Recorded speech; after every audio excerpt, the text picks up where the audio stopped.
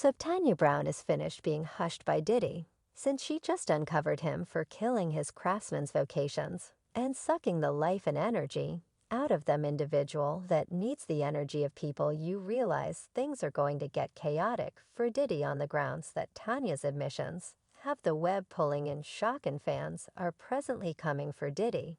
And they are coming hard standby. Did he truly send one of his specialists to jail? Diddy has been engaged with an insane measure of show in the recent months, and it's going to deteriorate for him. One of his previous terrible kid craftsmen, Tanya Blount, just emerged to blame him for fumbling and killing her profession in a spirit of meanness. Yet Tanya didn't come to play, since she has additionally brought receipts of how could he killed the vocations of different craftsmen that were allocated to his mark. While some could view these allegations as wild, it truly accumulates with what individuals have been talking about Diddy and his mark. For a really long time, there have forever been remarks about how odd it is that awful kid signs a craftsman who drops 2 or 3 super tunes and afterward vanish totally from the business, and their vocations never recuperate well, as per Tanya. This is on the grounds that Diddy ruins and disappoints the craftsmen. Such a lot of that they at last get tired of media outlets, and she recorded a few craftsmen who were casualties of this, beginning with herself. Obviously, Tanya endorsed with Terrible Kid Records in 1996, and she had high expectations for her profession, since Well Awful Kid was a really hot mark in those days. And to be reasonable for Diddy, he had large designs for Tanya when he originally marked her yet along the line. Something changed. To start with, he connected her to some enormous name makers and lyricists in the business, so they could assist her work on a collection that would be delivered through Awful Kid. He with Night got by, and by associated with the creation part of things, and Tanya reviews that he was directing a task. It was extremely thrilling. Yet things went downhill when he became drilled with her venture and began saving money and less consideration regarding it, until he ultimately lost all premium in it. As per a meeting that she did with the Washington Post, she currently asserts that he at long last quit chipping away at everything together, permitting it to grieve for months. In the end, months became a very long time. There are just so often that you can refresh a tune. She demands that her issues were not on the grounds that he overlooked her collection, since she currently accepts that Diddy deceived her and had been playing her all along. Her chief concurred with this in a meeting. He guaranteed that they became involved with Puffy's Vortex.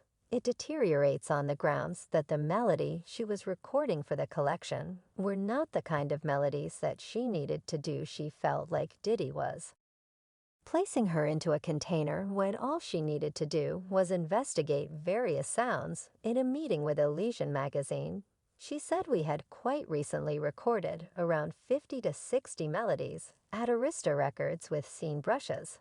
Everybody knows him as Diddy or Love.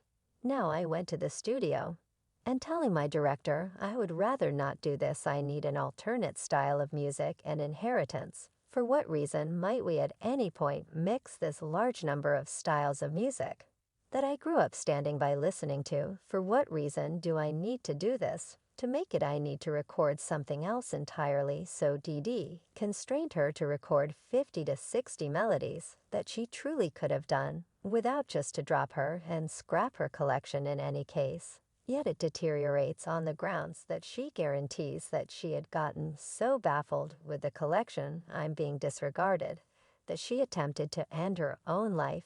It was the hardest choice, since that was the way I had the option to give and deal with my family. At the time it was so difficult it broke me. It truly did. I went into treatment with frantic contemplations and surprisingly endeavored to unalive myself. I was in a Dallas clinic on a 72-hour watch. I had taken pills. I concluded, this is all there is to it. My child was fine. He would have individuals to deal with him. I just surrendered. So in the end, she got dropped by the mark in the mid-2000s. Without dropping any collection, she was so damaged by her treatment by Diddy that she didn't make music again for a long time, until she began delivering melodies with her better half in 2016. And to let you know how screwed up Terrible Kid Records Can Be Tanya claims that she got out fortunate on the grounds that a few different craftsmen were not so fortunate. She lets Craig Mack, as one of such craftsmen, recall how could he push Tanya to the side subsequent to working with her for a brief time frame. Well, it's exactly the same thing he did to Craig Mack. And we're beginning to see an example here when Diddy previously marked Craig. He was the brilliant kid of Awful Kid Records. Yet not long after this did he find the famous B.I.G., otherwise known as Big Deal Smalls. And he quickly pushed Craig to the side, yet not before he caused Craig to do a tune with Big Deal to push Big Deal to the spotlight. Biggie jumped on the remix of Craig's melody flavor In Your Ear, Tanya, accepts that Diddy utilized Craig to push Biggie on the grounds that neither Big Deal nor Craig needed to do the remix. Yet they had to yet I saw like on the remix of Flavor In Your Ear. I worked out was simply something I needed to accomplish for yourself, that is legislative issues. Puff requested that I do it. Things among Diddy when Craig changed his administrator to somebody he accepted would be a superior fit for him. Well, Diddy could have done without this, and requested that he discharge his chief, and Craig Mack, they had a decent relationship until Red Break Macintosh changed his director. When Craig Mack changed his director, Puff could have done without him for reasons unknown. He didn't. He told Craig, on the off chance that you don't discharge your administrator, and afterward you can't work for Terrible Kid. So Craig was having issues and issues, since he would not discharge his director when Craig denied his issues. Yet did he deteriorated. And the most terrible part about this is that Diddy continued leading the media on asserting that he was dealing with one more collection for Craig under Terrible Kid that is cool. And I'm certain you got a lot of things available for Mom. No doubt most certainly we got another collection dealing with him to drop in January other than that we're going to drop our ARB stuff. The Exposure collection, well, Craig's face recounted a total story, since he clarified that Diddy was lodged they weren't dealing with new music.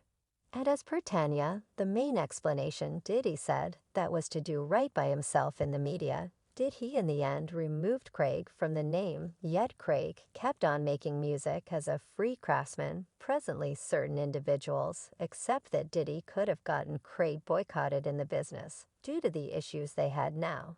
I won't say in the event that that is valid or false. Yet all I won't say is that Craig ever made progress in the business after he left Terrible Kid. Yet Tanya didn't stop there, since she has stories for a days.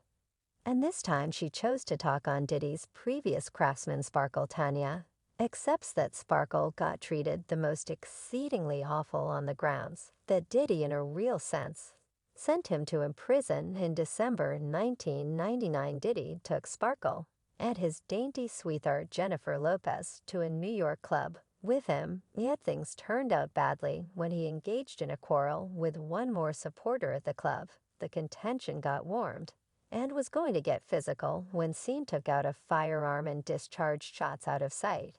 He wound up harming 3 individuals, and he was accused of counts of attack, crazy danger, criminal ownership of an unlawful weapon, and endeavored murder. He was cleared of the endeavored murder allegation, yet sentenced on any remaining charges, and was condemned to 10 years in jail. Yet individuals have consistently felt like there was an obscure thing about the case, and Tanya is presently guaranteeing that it is penance, try to please himself. An observer guaranteed that she saw both Diddy and Sparkle fire firearms. Much more an onlooker and a ballistics master affirmed that the 3 wounds might have been caused not by time, but rather a subsequent shooter, and Diddy is accepted to be the subsequent shooter.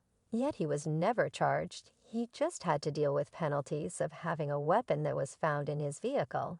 Yet the charges were excused. The fascinating thing about this is that not in the least did Diddy not enlist extraordinary attorneys for Sparkle, but rather he is additionally accepted to have blamed everything on him to take police doubt off himself, as per his previous guardian Diddy. supposedly paid observers to affirm against Sparkle. During the preliminary, those individuals were affirming they were brought to Puff, first saying that they was what they saw against Sparkle. What they saw seen to the DA didn't have the foggiest idea about those individuals existed. Music, you comprehend what I'm talking about scene, said it himself, yo. Yet the miserable part. Pretty much this is that awful Kid Records then. At that point, Drop Sparkle when he was in jail. Sparkle additionally affirmed that Diddy had deceived him in a 2020 meeting when he said Puff apologized he was sorry to me for that when we met in Paris.